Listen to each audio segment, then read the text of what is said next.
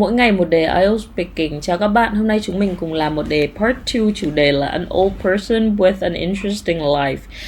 Đây là cái đề mình thiết kế cho band điểm 8.0, 8.5, miêu tả một người già mà bạn cảm thấy có một cuộc sống thú vị. Bạn nên nói là người đó là ai, người đó sống ở đâu, người đó đã làm gì trong cuộc đời của người đó và giải thích là bạn cảm thấy thế nào về người này.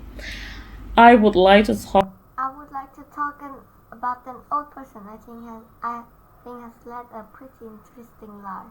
Her name is Myrna. She's Indonesian. I never asked her age, but I think she's around my mom's age. She was my landlady. Back in 2015, after my husband and I had just gotten married, we were looking to rent a place to stay in Jakarta. When we came to her place and to take a look, I was immediately impressed by the fact that she could speak English very well. Not many older people I know, both in Vietnam and Indonesia, can speak English. There was something so special about her that I almost instantly decided I liked her and that we want to stay there.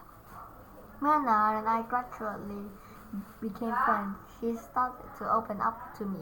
She had been married to a Dutch man and had 5 kids with him, but he had sadly passed away after a few years earlier. All of her kids had grown up and moved out, so she lived by herself. On weekends, her children would send the grandkids over to keep her company. There were so many of them. Myrna that wasn't a typical grandmother, that's for sure. She smoked a lot. Every time she finished cooking for the kids, she would sit on the chair in front of her house to have a proof, and I would usually keep her company. She showed me photos of her and her husband when they were young. I loved the stories she told me about their youth. Sometimes she would play the piano for me, but after the death of her youngest son, she became withdrawn. She didn't like sharing stories anymore. Then my husband and I welcomed our first child and had to move to a bigger place.